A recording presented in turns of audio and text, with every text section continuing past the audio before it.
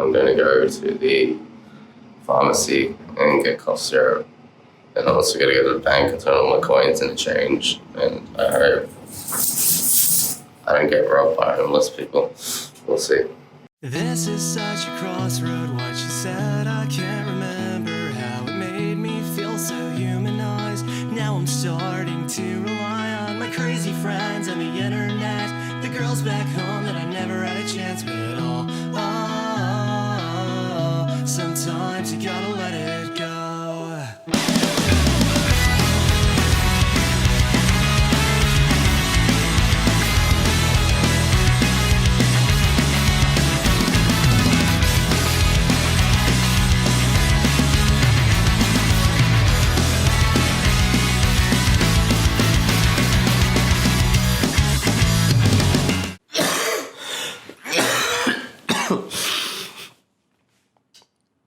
And the cough syrup didn't work.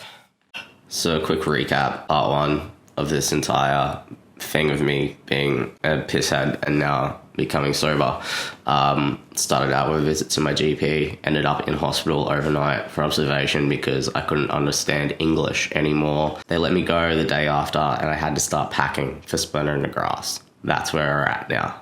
After the hospital, I was feeling fine. I just felt myself, and that was because of the benzos. So keeping me together, keeping me, I was lucid throughout the entire packing process. I packed my bags, didn't forget a single goddamn thing, had all my music ready to DJ with, had all my equipment, had tons of clothes, heaps of stuff.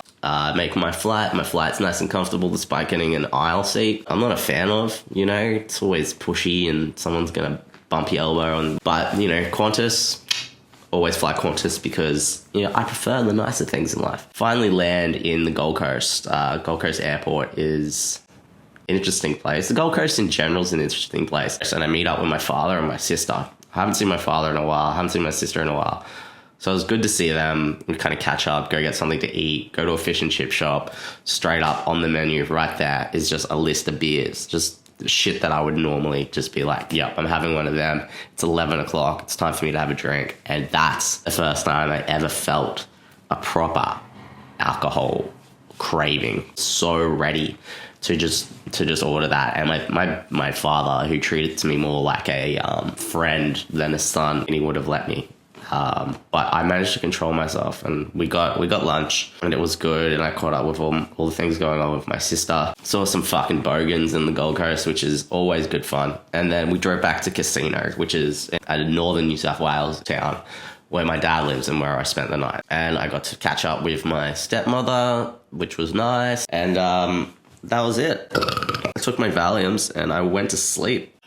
So day 2 was pretty uneventful, despite all the happenings of what was about to transpire over the next 2 more days. I got picked up at my father's house in Casino by my friend Abby, and we drove through some lovely country towns, stopped at some little shops and bought some dumb shit.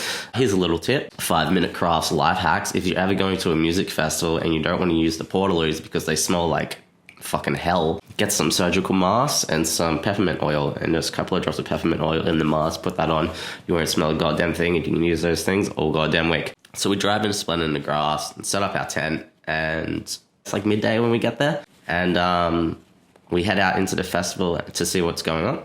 And we managed to catch a couple of bands, check out some of the DJs and stuff. It was the Friday, so there wasn't like heaps of shit going on, but it was still, a good afternoon, good night.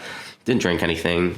Managed to get to bed at a decent time. I think it was about midnight when I managed to fall asleep. And everything was looking great until the next day. So the next day I wake up in my tent violently ill with what I know is DKA. So diabetic ketoacidosis. It's when your blood sugar levels are either too high or you have a fever, your body starts burning fat to create energy because it's not getting it from insulin, because there's not enough insulin in your body. Really bad metabolic state to be in, and it can kill you. What was strange about it was that my blood sugar level wasn't that high. It was 14, which is a bit high, but I do run quite high in the mornings when I wake up. I have the morning phenomena of a lot of type 1 diabetics where you have a high blood sugar level in the morning. DKA essentially immobilizes you. You can't move. You can't do anything. It comes in waves. You throw up. You lie there. You moan. Abby's in the tent next to me. She's kind of hearing me throw up every now and again. It was a lovely, lovely weather at Splendor, so I didn't need my gumboots, which meant I throw up into my gumboots, which was actually highly convenient. So I'm throwing up in my gumboots. Abby's asking me what's wrong. I'm telling her I have DKA. She's kind of like, oh, you're going to be all right. I'm being, myself and saying, yeah, I'll be fine. I've just done some insulin. It'll pass. About an hour passes and I really, really, really need to piss. There's the other gumboot. Yeah, so I've got a gumboot full of piss and a gumboot full of vomit in my tent. I decide it's time. I need to get up and I need to go to the medic tent. This is the day that I'm DJing. I'm DJing the 3 o'clock shift at the outdoor stage, the Smirnoff Bar, which is, quite a good set to DJ, but I can't do it if I'm ketoic.